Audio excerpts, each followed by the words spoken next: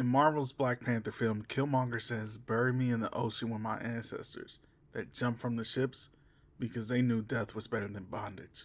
The other day, I saw someone say that line was corny and unrealistic because nobody would do that. But they don't know their history. On Ibo Landing, 13 bodies of black people were found in the water and white men drowned on the shore. But the story is so much more than that. Let me hear this for a few minutes and I'll give you the true story.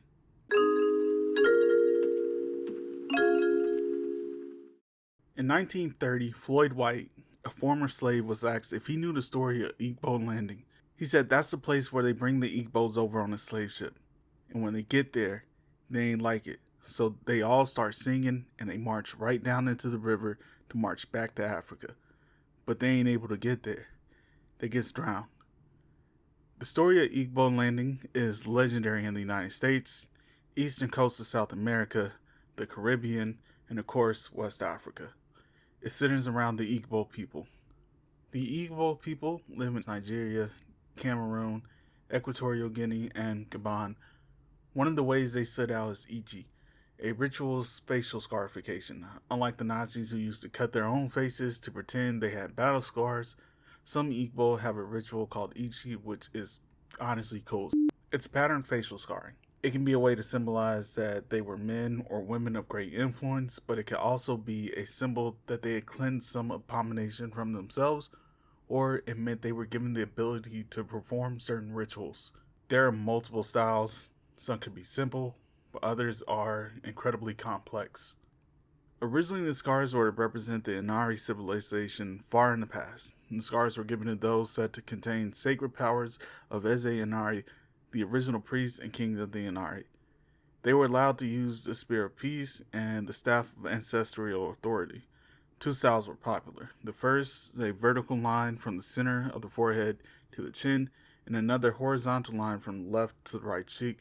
This was a representation of nobility. The second type was considered a test of bravery. These designs were often more intricate and covered large portions of the face. The forehead was an extremely popular place. The scars were given in sessions that could take hours, while people sang songs, and the person receiving the scars had to remain silent. It was seen as a test of not only endurance, but the strength. Alright, so that might seem like a little tangent, but I'm telling you that because the Igbo people had a reputation of being hard as already before Igbo Landing. What I mean by that is they scared slavers. One such man was named Hugh Crow. He wrote that slavers avoided them. The scars could mean they had nobility, which would mean retaliation, but it also meant that the people were difficult to control and were likely to fight back. Despite the Igbo reputation and notoriety for fighting back, in May of 1803, a ship called the Schooner York or Monrovia, depending on who tells the story, the name doesn't matter. What matters is it was a slave ship. It was headed for Savannah, Georgia, carrying 75 Igbo people, packed below deck. The Igbo were mostly farmers, and they did practice slavery, but they did not practice chattel slavery. Still, people working for slavers, Thomas Spalding and John Couper, intended to sell them for $100 each. That's $7,500, or around $213,000 in today's money. But how can you really put a price on a person? Within those people was a high chief. He sang the words, "The water spirit brought us. The water spirit will take us home." Still chained together, they climbed from the bottom of the ship to the top, overtaking their captors and commandeering the ship. The ship ran ashore in Dunbar Creek, where they drowned their slavers in the shallow waters near the shore. In unison, they called to their god Chakwa, accepting death over enslavement. Together, they walked into the water, past the ship, past the shallow waters where they had drowned their abductors, deeper until the water reached their waist. Still deeper as it covers their heads, and they continued to sing on their march back to Africa through the waters. They marched even deeper, until bubbles no longer reached the surface of the water. They marched until their spirits left their bodies and a life of enslavement behind. Some people would call this the Freedom March.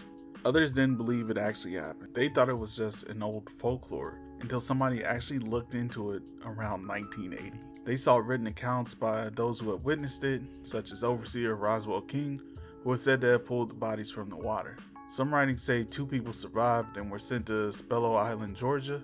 Despite written histories, the story of Ebo Landing is often confused with the myth of flying Africans. In 1935, America was in the midst of the Great Depression and people needed jobs. As part of the New Deal program, the Works Progress Administration was created. Their greatest accomplishment was the Federal Writers Project. It employed over 10,000 writers, some of which were getting their first opportunities to write.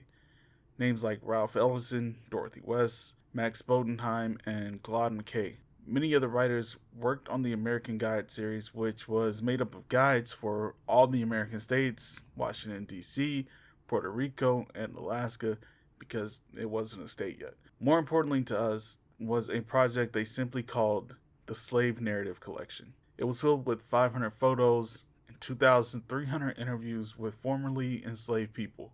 They weren't the first to do it. The Journal of Negro History had done it before in 1916.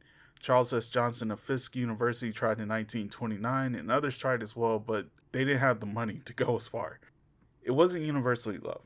Conservative politicians tried to pass legislation to stop it because Black history has always been seen as taboo by them. It wasn't even just conservatives trying to stop them either. For example, John Blassingame, a Black historian who was notable for editing the works of Frederick Douglass, disliked the narratives as well. He felt they were too positive and painted an almost happy image of slavery. Historian Lauren Tilton felt that they were used as a way to debate the humanity of Black people. Both of them are completely justified in their feelings, as the questions were basic and could be seen as leading towards answers the interviewers wanted. Still, it's a beautiful work, and it's provided us with knowledge that most people would no longer have access to otherwise. I'm telling you that because this leads us to the story of the Flying Africans, which was repeatedly brought up in all of the interviews. The Flying Africans myth is popular in a lot of the diaspora: the United States, the eastern coast of South America, western coast of Africa, and this one is special because it also became popular in parts of Europe, around Spain, France, and the UK. The story varies depending on who tells it, but I heard it in church as a kid, and this is how I heard it. A group of enslaved people had grown tired of it. An overseer whipped them more viciously than ever before. Together they formed a circle, marching in the field, shouting prayers, and singing into the sky until they all grew wings and flew back to Africa. The Gullah people of the southern United States have a few different versions. They're very similar to the one I just stated, but instead they were guided back to Africa by John the Conqueror, who is a hoodoo spirit. Some say he was an African prince that rode a giant crow and was tricked into being enslaved, but continued to play tricks on those who had captured him. He's a trickster god, so he's right there with Anansi, Briar Rabbit, and you may recognize the name John the Conqueror as he's mentioned in a few different Muddy Water songs. There's also a more detailed version told by Wallace Quarterman in the Slave Narrative Collection. He states, "Ain't you heard about them? Well, at the time Mr. Blue, he was the overseer, and Mr. Blue, he go down one morning with a long whip for to whip them good.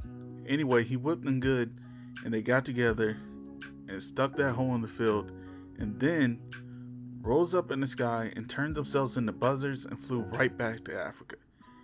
Everybody knows about them. Toni Morrison thought this was hilarious because so many people had versions of the story, and in the slave narratives, nobody was ever surprised when the subject came up. They either heard the story, had their own version of the story, or they knew someone who saw it. But she would also mention it's a beautiful story. It's obviously an allegory, but a story about people longing to be free.